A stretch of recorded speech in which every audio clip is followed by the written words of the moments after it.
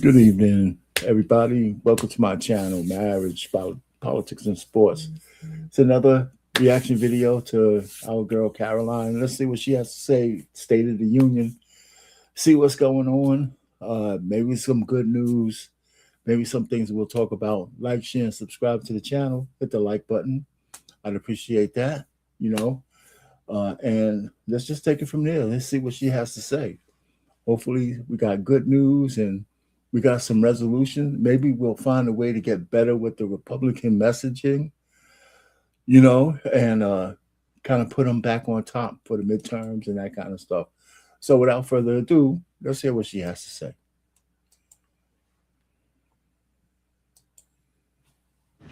Hello, everybody. Good afternoon. Thank you for your patience as always. Let's begin with some scheduling announcements for the remainder of President Trump's very busy week. Today at 3 p.m., President Trump will host a Black History Month reception in the East Room of the White House. I know many of you will attend, and we will see you up there. Tomorrow, President Trump will host a Board of Peace meeting at the Donald J. Trump Institute of Peace. That should be interesting. I might go pop over there, see what he has to say about Black History Month. He gets a lot of consternation about his feeling for blacks or lack thereof. So that should be interesting. See how he punches that ticket.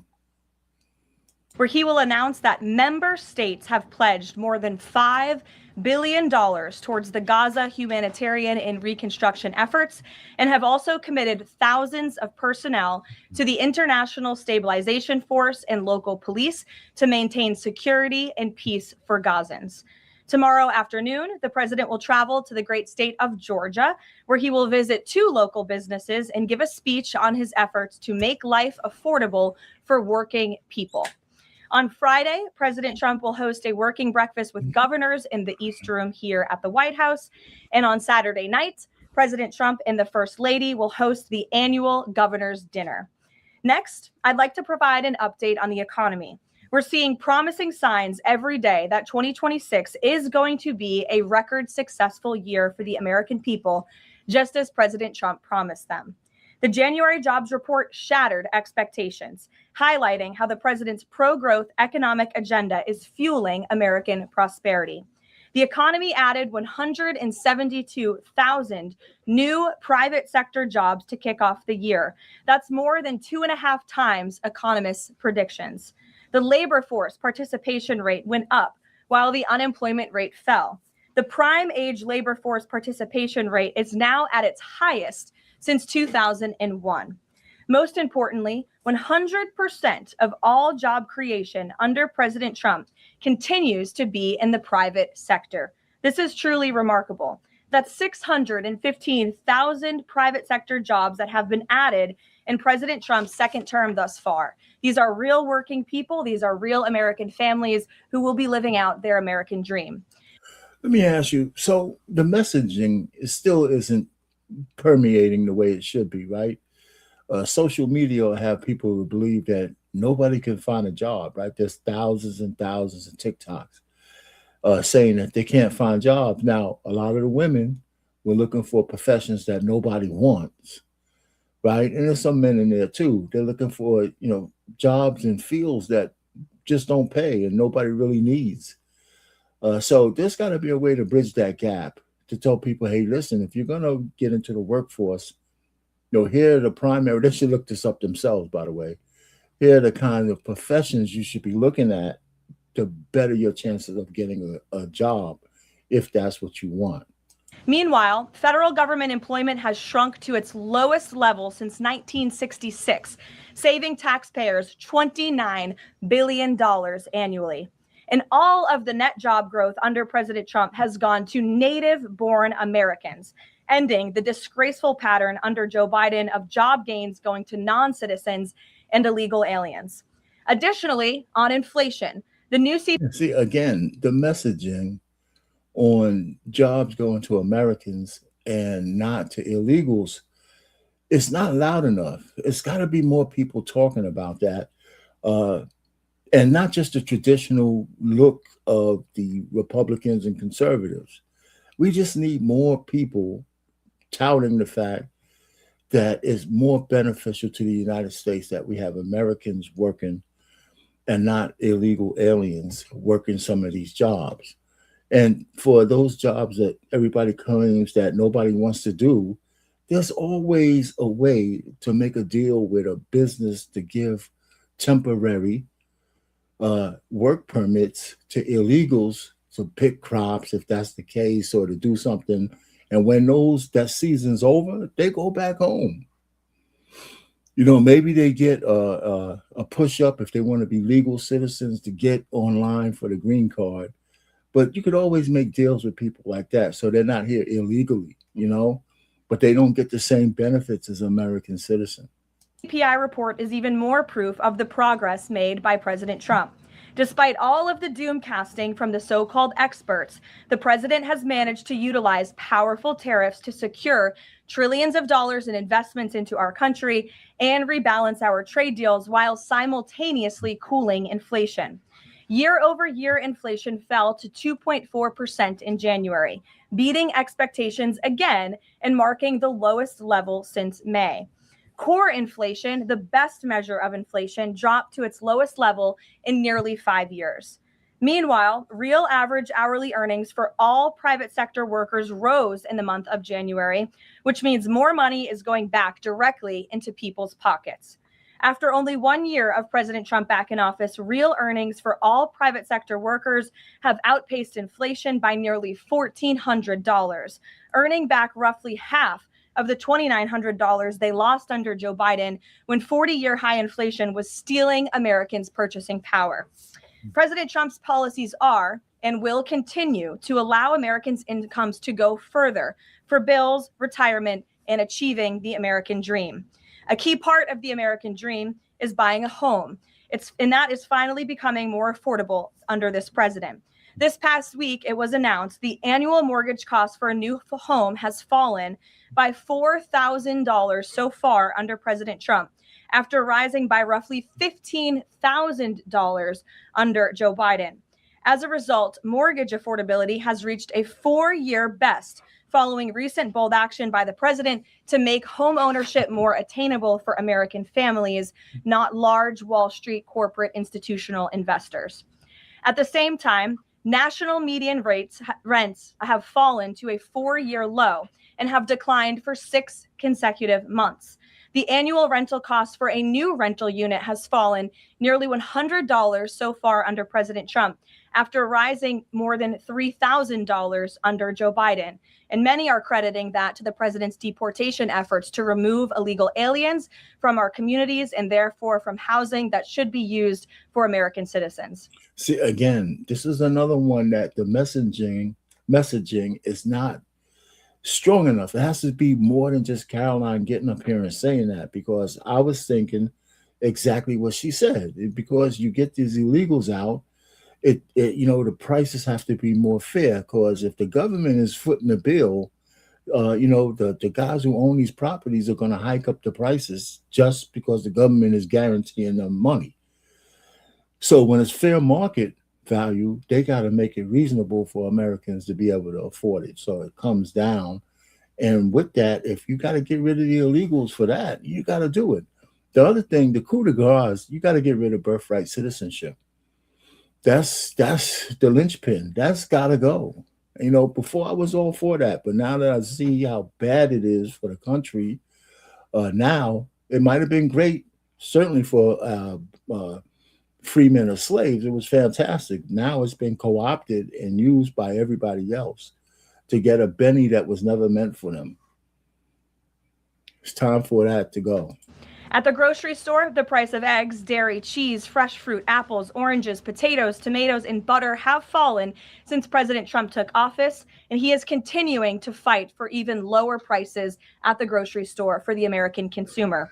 At the gas pump, fuel prices are down by almost 10% over the past year. The average national price for a gallon of regular gas is now less than $3 and is approaching $2.70 in some states, and much lower than that in many states across the country as well. We've seen in several states gas is under $2 a gallon.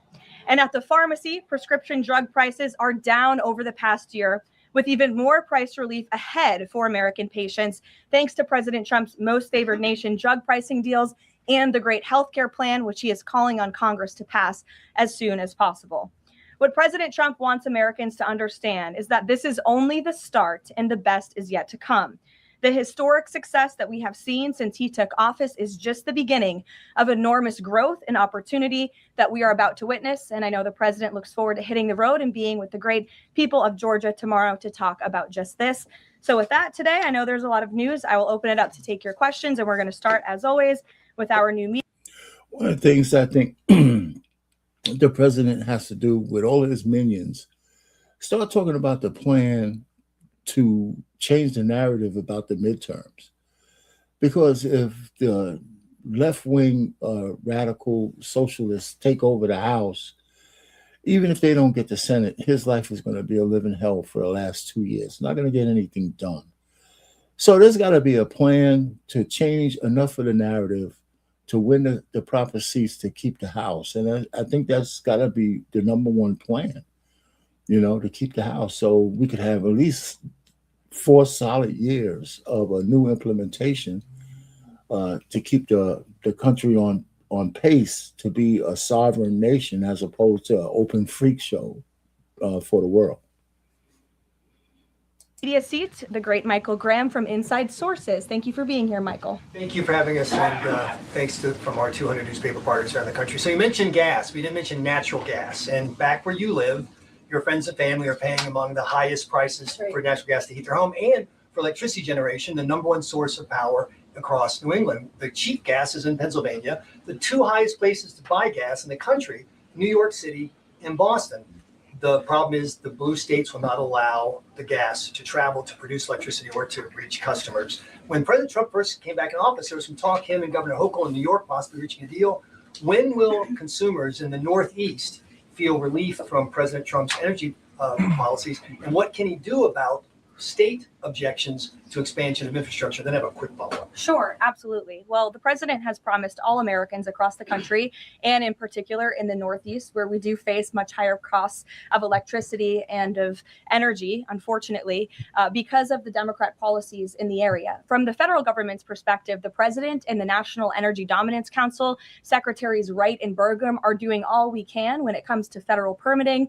The drill, baby, drill agenda is obviously underway. The president has made a huge push for more fossil fuels in this country. You look at what he did last week with respect to coal. Coal truly keeps the lights on in this country. We learned that in the recent winter storms. However, there's only so much that can be done at the federal level. That's why the president has called on blue state governors to participate in this energy dominance agenda, including governors in New England and the Northeast, by contacting Governor Hochul directly to get this Constitution pipeline underway. This is not only going to bring down the cost of energy in the Northeast, it's also going to support job growth and energy affordability and more opportunity for workers in the Northeast. And I just have a quick statistic here on energy that I found fascinating, and it's obviously true because I'm saying it up here. Red states with Republican legislatures currently enjoy lower average retail electricity prices than blue states with Democrat legislatures.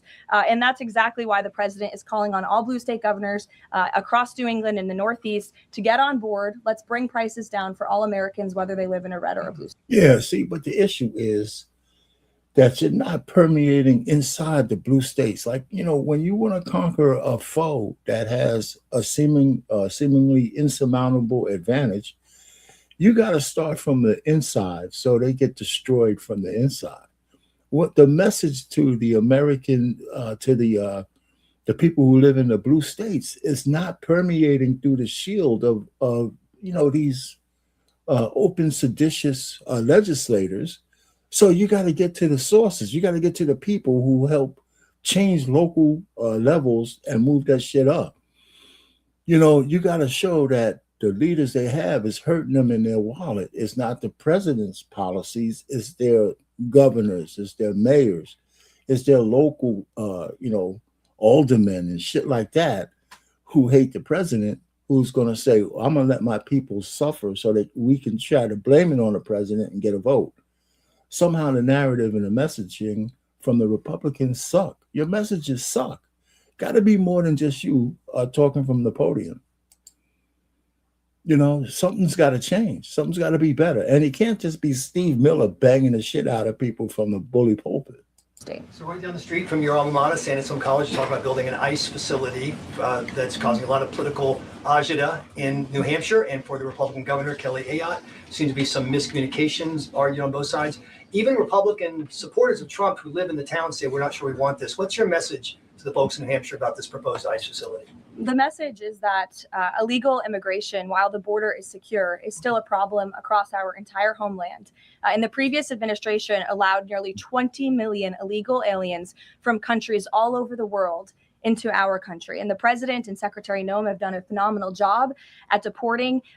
Nearly 3 million illegals have left the country either through deportation or self-deportation over the past year. But obviously, there are a lot more illegal alien criminals left in our homeland. That includes in New England. There are many within our communities in New Hampshire, in Maine, and definitely in Massachusetts and in the Boston suburbs that need to be arrested, detained, and deported back to their home countries. And so the president and Secretary Noem, and I know ICE, are engaged with local governors across the whole country, including in New Hampshire, to open more detention facilities. This is an unfortunate consequence of the previous administration's border invasion that the president has thankfully put a stop to. But of course, we still need to grapple with the illegal alien criminals who are here, and that requires more detention space. Thank you, Michael.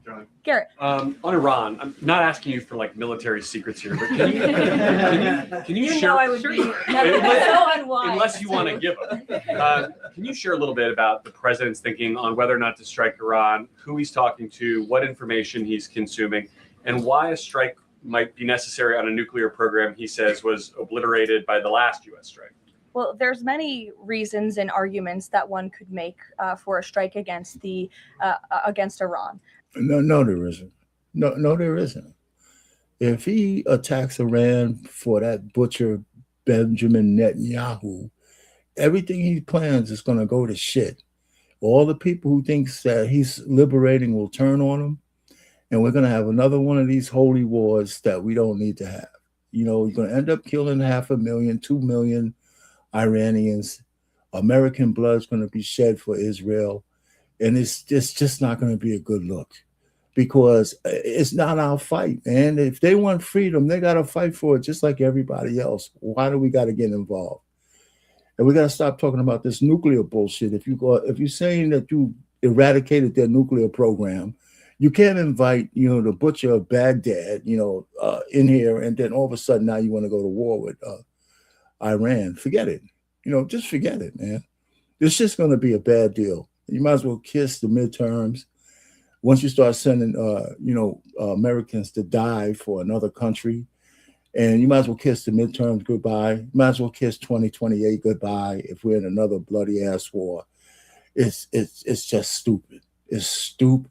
The president had a very successful operation as commander-in-chief with Operation Midnight Hammer, as you just said, totally obliterated Iran's nuclear facilities. The president has always been very clear, though, with respect to Iran or any country around the world. Diplomacy is always his first option, and Iran would be very wise to make a deal with President Trump and with this administration. He's talking to many people, of course, his national security team, first and foremost, and you know who the members of that team are. And this is something, obviously, the president takes seriously. He's always thinking about what's in the best interest of the United States of America, of our military, of the American people. And that's how he makes decisions with respect to military action of any kind. And on the flip side of that, he's got the State of the Union speech next week. If he is going to take military action, does the administration believe it's important to sort of convince the American people, sell the American people? Will we hear something about that in the State of the Union to make the case for why something like that might be necessary to risk American lives? Look, again, I'm not going to engage in a hypothetical. Good try, Garrett, but you can't catch me there. I will say, with respect to the State of the Union, you'll be hearing more about what is to come from the president's speech very soon at the appropriate time. It is going to be a very good and powerful speech. So everyone. Yeah. And people who are losing jobs, and people who are looking for employment, and people who are looking for the economy, if he starts talking about bloodshed and murder and death and destruction, you can kiss all of this bullshit that you're talking goodbye. I mean, Americans, we're just fucking war. I mean, where's the peace dividend? What the fuck is Iran going to ever do to the United States? What? What kind of real threat do they come to our fucking country, man? We don't need to be at war killing the people over in Iran for Israel. We don't. Let them fight them if they want to. I mean, we should stop risking American lives for bullshit ideology. He's going to blow it. He's going to blow it. He is going to blow every fucking thing he's trying to do if we go to war with Iran. I should tune in. Ed. Karline, thank you. I got two questions for Sure. you. About Independence Hall in Philadelphia, the administration's decided to appeal a judge's ruling that in essence was trying to put the slavery displays back, arguing that the federal government believed it had the power to disassemble and disassemble historical truths when it has some domain over historical facts. The judge said it does not. The administration said that you were planning to put up updated interpretive materials and provide a fuller account of the history of slavery at Independence Hall. What more was the administration or is the administration planning to add? I'm not familiar with this specific instance, Ed, to be honest with you, but I will check in with the appropriate people who are overseeing this, and we'll get you a more firm answer. One other question. Then yesterday in his statement about Jesse Jackson, the president said, despite the fact that I'm falsely and consistently called a racist by the scoundrels and lunatics on the radical left, Democrats all, it was always my pleasure to help Jesse along the way. Where or when does the president believe he's been falsely called racist? You're kidding, right? Yeah, you're kidding. You I are will kidding, pull right? you You are kidding. Plethora of examples. I'm going to get my team in that room to start going through the internet of radical Democrats throughout the years, Ed, who have accused this president falsely of being a racist. And I'm sure there's many people in this room and on network television across the country who have accused him of the same. In fact, I know that because I've seen it with my own eyes. And the president very much looks forward to having a event later this afternoon at 3 p.m. to celebrate Black History Month and to talk about how his policies are advancing opportunity and prosperity for all Americans through record tax cuts, through the Trump accounts that all Americans can access regardless of race. These are a great thing for the next generation of Americans. The president has also awarded hundreds of millions of dollars in additional funding to strengthen educational outcomes at historically Black colleges and universities across the country. Again, the president is protecting the hard-earned benefits of the 2.4 million Black veterans who honorably served in our nation's armed forces by reducing the Black backlog of veterans waiting for their VA benefits and for their home loans through the Department of Veterans Affairs. So there is a lot this president has done for all Americans, regardless of race, and he has absolutely been falsely called and smeared as a racist, and I'm happy to provide you those receipts, and we gladly will right after this briefing. Jennifer, go ahead. You mentioned the $5 billion in pledges for the Board of Peace. Will we be able to get a breakdown of which countries are providing each of those pledges? Yes. And which countries are providing troops? Sure. We're happy to provide that breakdown. And I'm also happy to provide the list of countries that will be attending tomorrow. I know it's more than 20 countries. I know there's a lot of interest in that. I'll spare myself reading you the list of 20 countries from the podium, but we will provide it. And the president will be opening the meeting tomorrow with remarks, and will sort of formally be chairing the meeting at the beginning before he departs for Georgia tomorrow. And then on the sewage spill, the sewage pipe that broke on the Potomac, can you give us an update on the federal government's response? And officials have told CBS that some of that aging infrastructure is a concern, that this particular pipe wasn't even of the most urgent concern. Do you know if the government is looking into which other pipes could be at risk of collapsing?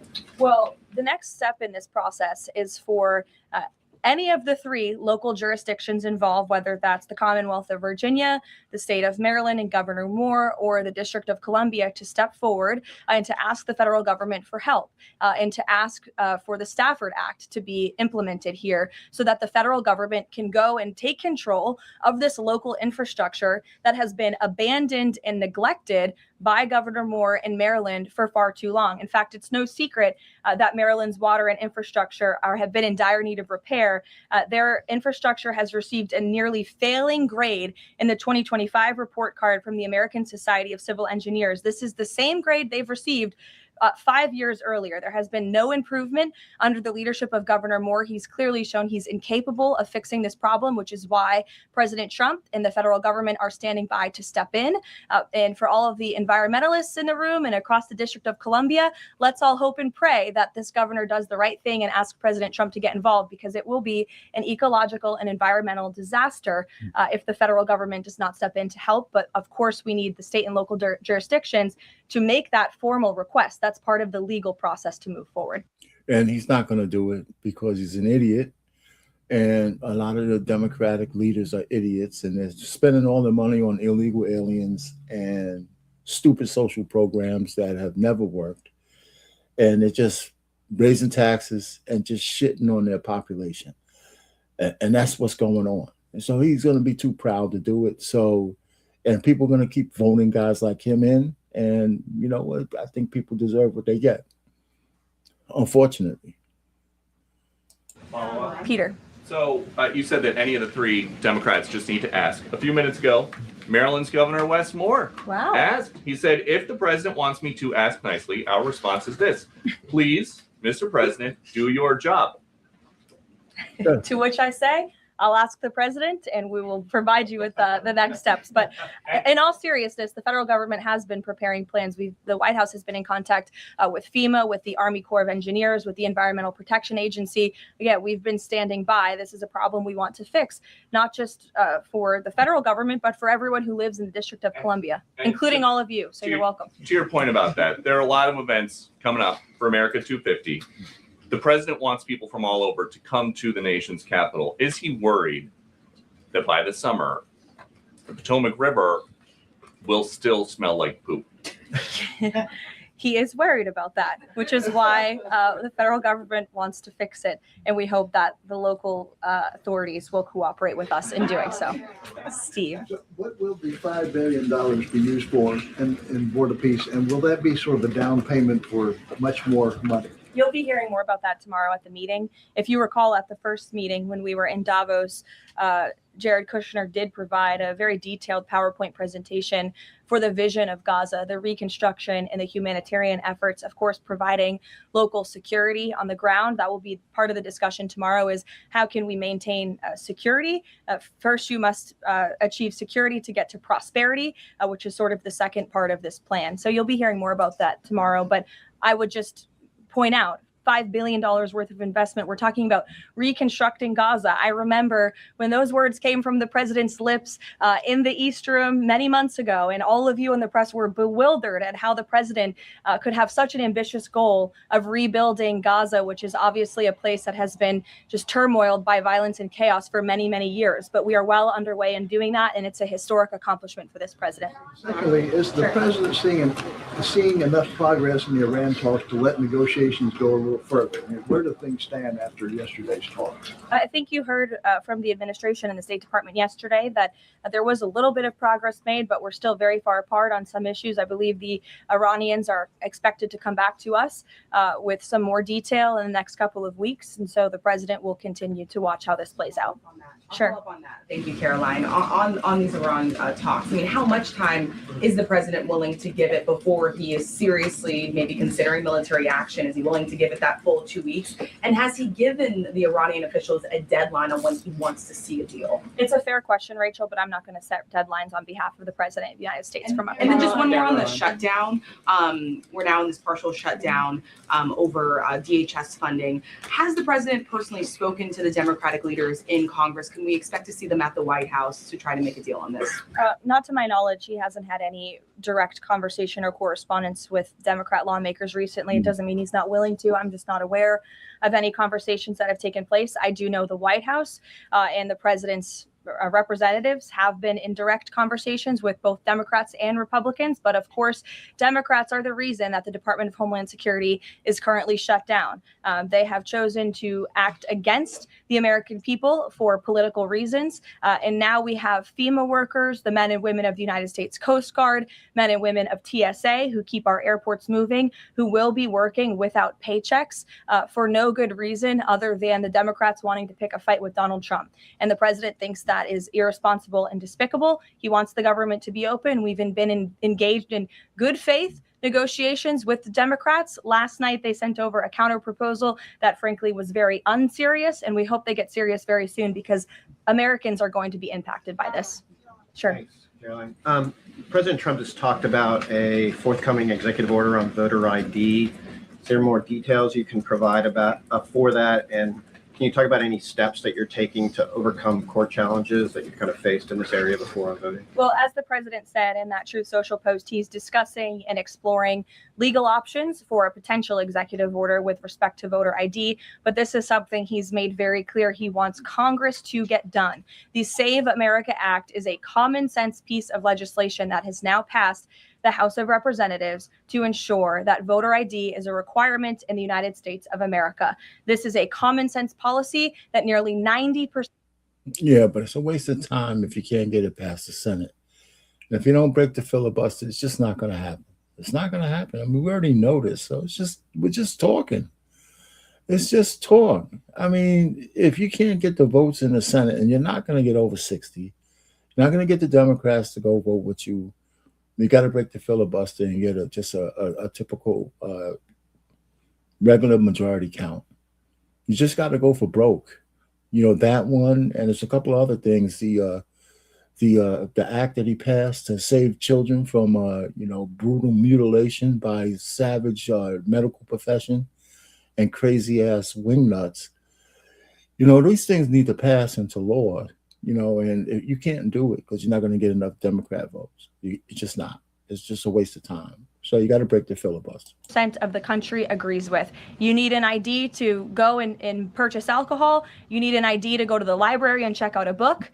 And so the president thinks you should have an ID to vote in our nation's elections. And I know the vast majority of Americans agree with him on that. And he wants Congress to move quickly to get it done. Thank you so much. Can I ask on Cuba something? Sure. On Cuba, you know, it's increasingly being described as a humanitarian crisis. What is a successful outcome for the U.S. that the U.S. wants to see in Cuba? Is there anything less than regime change that would be considered success? I think, as Secretary Rubio has articulated and the president himself, we obviously want to see flourishing and prosperous democracies all over the world, especially in our own hemisphere. I'm not dictating any actions the United States may take to get there. But of course, that's in the United States' best interest to have Cuba be a truly free and prosperous democracy. Unfortunately, right now, that is not the case. They are a regime that is falling. Their country is collapsing. And that's why we believe it's in their best interest to make very dramatic changes very soon. And we'll see what they decide to do.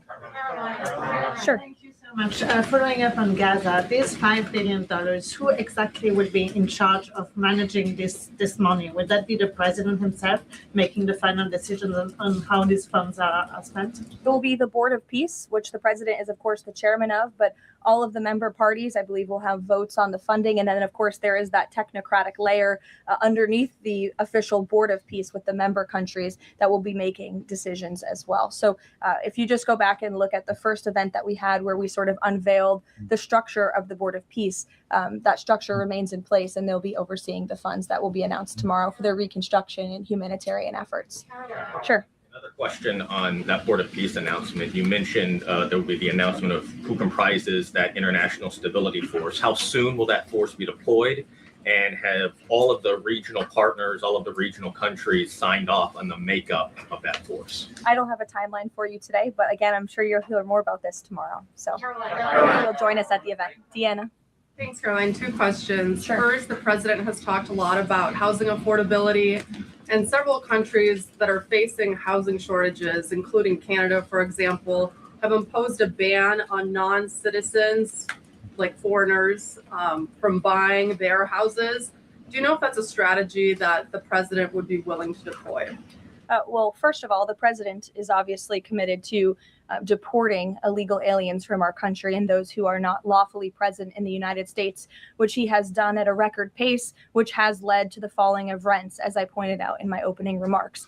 Secondly, the president has recently announced that he is fighting for a ban on institutional investors and Wall Street billionaire corporations from buying up single-family homes that should be lived in his opinion, by American families. We know this is going to have a remarkable impact on the housing market and on prices and supply and demand for the American consumer and the American family. And then thirdly, the president is also expediting permitting as fast as we possibly can to build more homes, to increase supply, to obviously bring down the cost of home ownership and purchasing homes for the American people. And then also, as I mentioned as well, we do see mortgage rates falling. So all of this is combining to make housing more affordable in this country. There's still a lot more to do.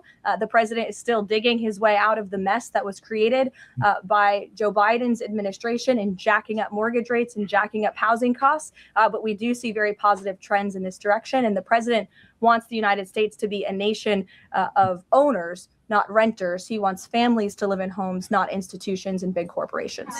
Michael. Karline, secondly on Ukraine, yesterday's. It'd be nice. Maybe this is, instead of talking about killing people, it'd be nice if the government had an initiative to get people to actually get married again, right? Change some of the laws so it's not such a bane on men to be married and to have families again, right? Change paternity fraud laws, get rid of no-fault divorce. Do some things where people would actually make it a fair playing field for a man to actually marry a woman, knowing that women just up and walk out, 70% of the time. So, you're not going to have intact families if there's no incentive for anybody to get married. It's just crazy. So all of this housing shit you're talking about it's just not going to work. Single men or regular middle-class guys are not buying homes with no families to fill them.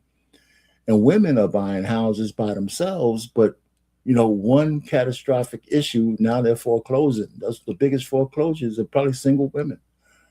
So there's no families out there that you're talking about. Birth rates are down, abortions are up, so what are we talking about? This got to put the cart before the horse. If you want people to buy houses, you bring back some families, and find incentive for people to get married again, and not just shame. There's got to be something more than that. Zelensky said in an interview that he says that it's not fair that the president is saying that Ukraine has to make concessions. He's saying this publicly and not Russia. Has the president seen these comments? And when the president says that Ukraine has to make concessions, is he referring to giving up Donbass? I think the president would respond to that by saying he does not think it's fair that thousands of Ukrainians are losing their lives, and Russians too, in this deadly war. And that's why the president and his team have committed a tremendous amount of time and energy in bringing this war that is very far away from the United States of America. But nevertheless, this is a president of peace. And so he's committed a tremendous amount of time and energy to bringing this war to an end. Just yesterday, there was another round of trilateral talks between the U.S., Russia, and Ukraine. There was meaningful progress made in both parties. Both sides agreed to update their respective leaders and to continue to work towards a peace deal together. So there will be another round of talks in the future. But I think the president views this entire situation as very unfair, not just for Russians and Ukrainians who have lost their lives, but also for the American people and the American taxpayer who were footing the bill for this war effort before President Trump put a stop to it. And I would just remind everyone around the world that the United States is still selling weapons to NATO that are then being sent to Ukraine in their defense of their freedom in their borders. Michael. Russia is reportedly joining Iran for joint naval exercises in the Gulf of Oman this week. Has the president issued any kind of warning to Russia or even China not to involve itself if the U.S. decides to strike Iran? Not to my knowledge, no, or not that I would dictate from this podium. I wouldn't reveal the president's private conversations with world leaders. With respect to that, again, when it comes to Iran, the president has a decision to make, and he will do that. And I'm not going to broadcast what that decision may be ahead of him. President Barack Obama, Karline, was recently asked if aliens are real. He says they're real, but he hasn't seen them. The president's daughter-in-law Lara Trump told Miranda Devine of the New York Post that the president has a prepared speech on this issue that he prepares to deliver at the right time. Is that true? And does the Trump administration believe aliens are real? Well, a speech on aliens would be news to me. That sounds very exciting, though. I'll have to check in with our speech writing team. And that would be of great interest to me personally, and I'm sure all of you in this room, and apparently former President Obama, too. So we'll keep you posted on that. Tyler. The White House has touted an unprecedented amount of cooperation with counties in Minneapolis after the negotiations with Tom Homan. Are those written or verbal deals with the sheriff? How many have agreed to cooperate on immigration enforcement who previously refused to do so? Yeah, the last time I spoke with Mr. Homan, which was just a few days ago, he assured us that nearly every single county in the state of Minnesota has agreed to notify ICE when they are releasing criminal illegal aliens from their jails. This is an unprecedented level of cooperation that we have not seen. It has led to not only cooperation to detain illegal aliens in Minnesota, which just this past week, I have looked at the list. They've detained some very heinous people who none of you would want living in your communities, but has also led to a much more calm situation on the ground. We've also seen, and you've seen this with your own eyes play out, the local police and the state police have now cooperated in the arrests of left-wing agitators and criminals who are unlawfully obstructing immigration enforcement in their efforts. So this is a huge win. And again, the president sent Mr. Homan to Minnesota to do a job, and he has done it well. And I think the situation on the ground proves that. And again, the messaging has been terrible because look how easy the fix was. The issue has always been the state and local leaders who were in open opposition to the federal law. And they put batteries in the back of the Minnesotans, and it's Fry and Walls and the police chief and everybody not cooperating with ICE that led to the deaths of the two people that died. Because they put people in the street and the people acted like idiots. So nobody wants anybody to die, but you can't get in front of federal law enforcement. Just like you can't get in front of a local law enforcement and act like an asshole. You just can't. And it was the local leaders who exasperated the whole thing. And now that they're not doing that, everything is peace and calm. And you don't need all of those damn ICE agents and the people to protect them in the local area. And it's less collateral damage for the illegals who are so-called good illegals who don't commit other heinous crimes. Nobody's looking for them right now because they're not being collateral damaged for the bad guys. It was a simple fix, and it's always been a simple fix. But the Republican messaging just sucks. It sucks bad. Because I've been saying this shit for almost, since President been in office. They should still indict Walls and Pritzker and Brandon Johnson and Mayor Fry should be indicted for sedition. At the very least. Just go ahead and read the definition. Are those written agreements that they've been signed by various officials in the state? These are agreements that have been made by state and local officials in the federal government, and we are seeing that cooperation play out every single day. These counties are notifying ICE when they are releasing criminal illegals from their jail, and we do know that they are arresting left-wing agitators who are unlawfully impeding law enforcement. There's video to show that. Show it yourself. You can view it with your own eyes. John. Thank you, Karline. You mentioned two things: DHS closed and the SAVE Act IDs. Both of these could get solved in 15 minutes if Senate Leader John Thune simply got rid of this phony 60-vote cloture rule and got 51 votes, and that would be the end of it, because everyone in this room knows if the Democrats take over, they'll get rid of that rule in 90 minutes. They already tried it one time, and the two Democratic senators that stopped it are no longer there, Manchin and Sinema.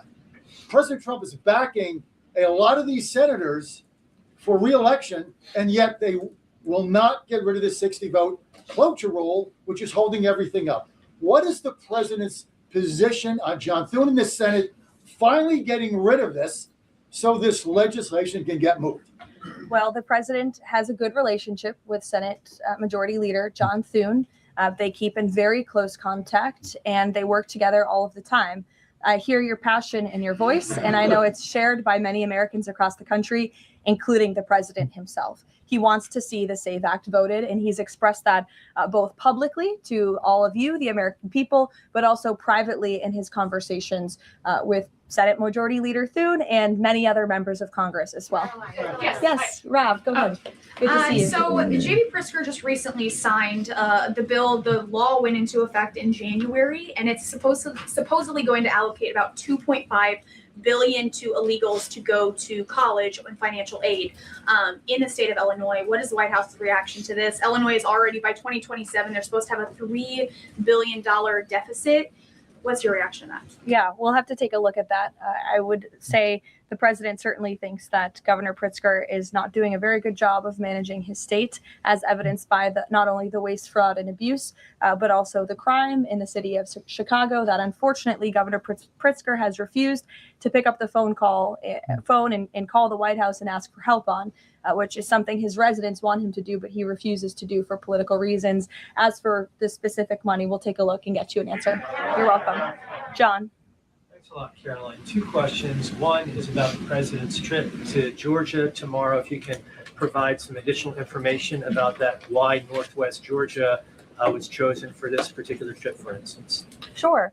Well, Georgia is obviously a very important state to the president and to the Republican Party. And the president loves the people of Georgia. He'll be touring, like I said, a steel facility, and then he'll also be stopping by another local business, and he will be giving remarks on affordability, on the economy, on all of the great economic news that I just shared with you earlier. He'll be meeting and greeting with everyday Americans, and that's what the president loves to do, to get out across the country. And he's spoken about his intention to go across the country a lot more, and obviously tomorrow's trip is evidence of that.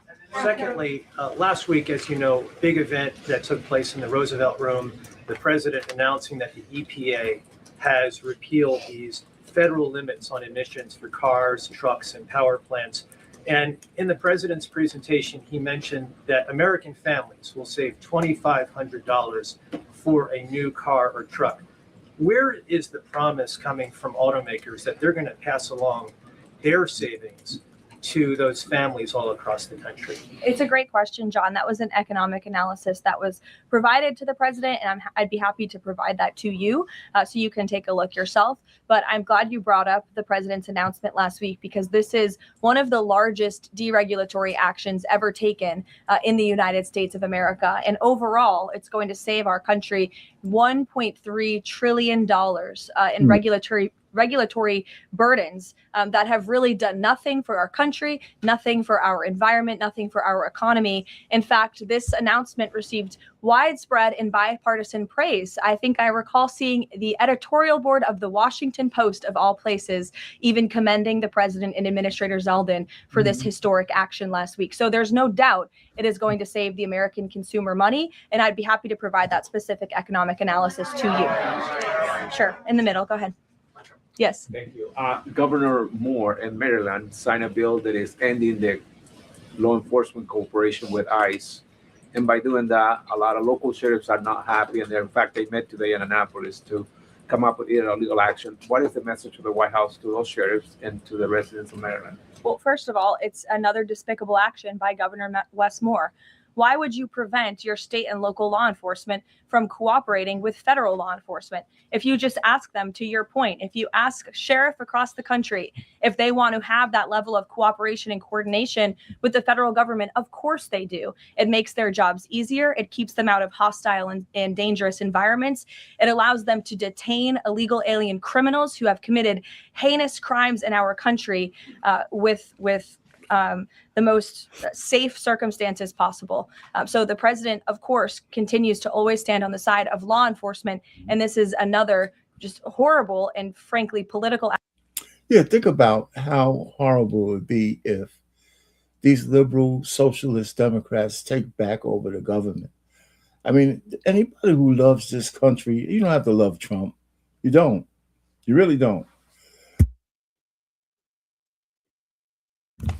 But anybody who believes in a sovereign nation of people who have allegiance to this country.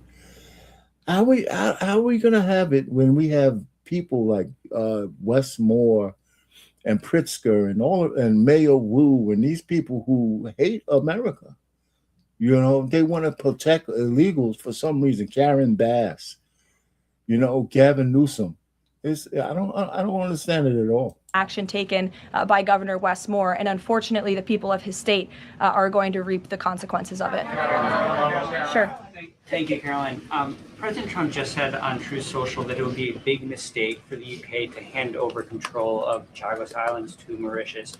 But the State Department earlier this week has said that the U.S. does support that handover. So does this post now suggest that the U.S. does not, or that President Trump had changed his mind on this? The post should be taken as the policy of the Trump administration. It's coming straight from the horse's mouth. When you see it on Truth Social, you know it's directly from President Trump.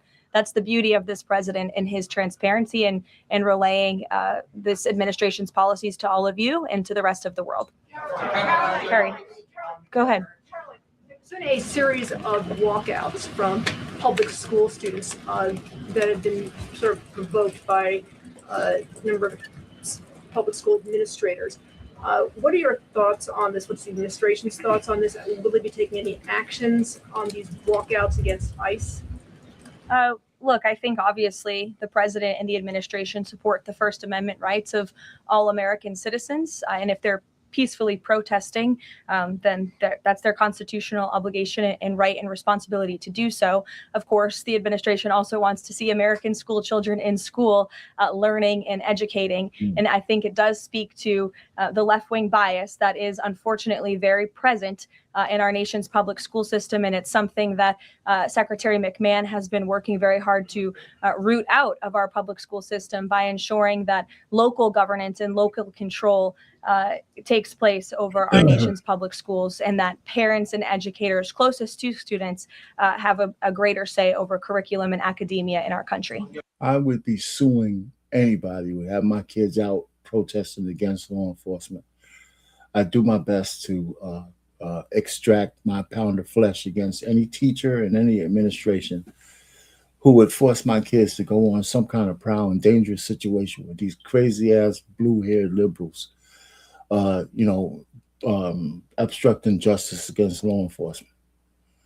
Yes, it's just crazy. It's absolute madness. So it's not enough for the president to do something. That the parents should be absolutely livid. Take a couple more. Go ahead. Thank you, Caroline. The Vatican announced earlier today that they would not be joining the Board of Peace initiatives over concerns that it could potentially compete with the United Nations over handling crisis conflicts. What's the White House's response to that? Yeah, look, we saw that. I think it's deeply unfortunate. I don't think that peace should be partisan or political or controversial.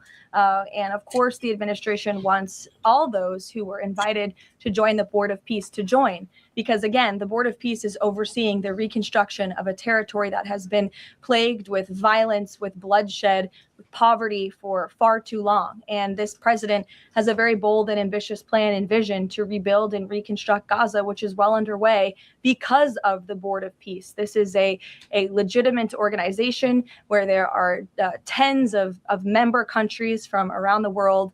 And we think that's an unfortunate decision. In the back, sure. For me? I'll go to both of you, sure. Okay. Go ahead, and then Jake, you can go. Caroline, can you tell me, is there an update regarding the tariff rebate checks that the White House has promised? I don't have an update for you on timeline, but I know that it's something that the president and his economic team continue to very seriously discuss. Thank you, Caroline. I've got two questions. First, does the president see some sort of religious or prophetic component to the unfolding developments in the Middle East? I haven't spoken to him about that particular perspective, to be honest with you. But of course, the president wants peace for all people of all faiths all around the world. And that's part of his push to create peace in the Middle East, which he has done successfully. And my second question is, as his popularity rises around the world, and especially in regions where he's invested so much effort in promoting peace and ending wars, do you think we might be watching the emergence of a global MAGA movement? Is this something that the president has discussed at all? Well, I don't know, Jake, but I sure hope so. Take a couple more. Go ahead.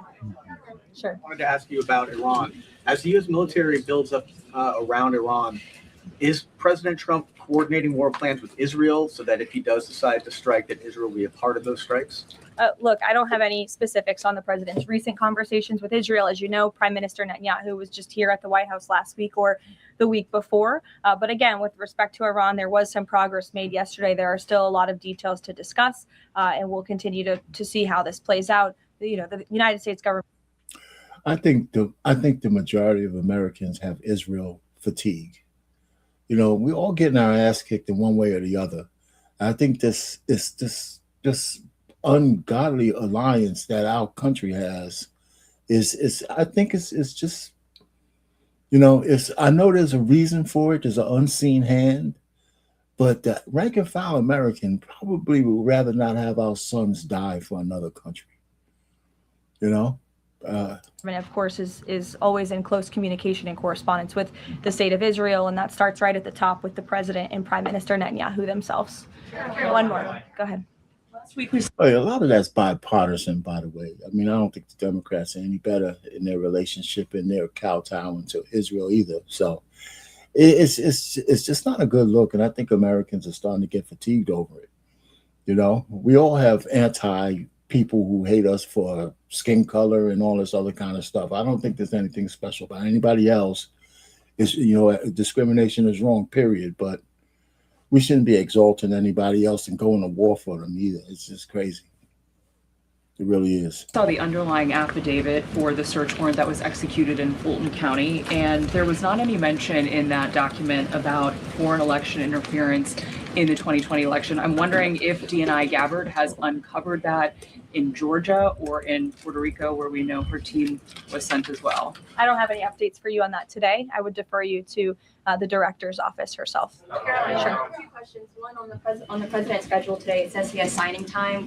What is he signing today? Are we expecting executive orders or actions? That's the first question. And then second, the Wall Street Journal is reporting that a U.S. arms sale package for Taiwan is in limbo. Can you just confirm this reporting / offer any additional comment? And how concerned is the administration that if an arms deal with Taiwan went through, that this could disrupt the China-U.S. Trade truce? Sure. Well, I haven't read the full Wall Street Journal report. I will just say with respect to an arms sale to Taiwan, I don't have any announcements or updates on that for you today. And to your first question about what the president will be signing, he will be signing an executive order, which you will all be hearing about later this afternoon. And you will see him in 1 hour at the Black History Month reception. We'll see you there. Thank you. Right. Well, it's another one of these press conferences.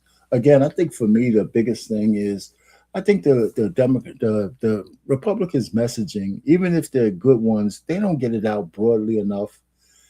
I don't think they get their point across. I mean, especially with the ICE situation, you know, and law enforcement. I mean, we got governors and mayors and police chiefs in a lot of areas open rebellion against the federal government. That should be prosecuted. You know, that should be made, you know, look how simple things. When's the last time we saw a big riot in Minnesota once they started cooperating?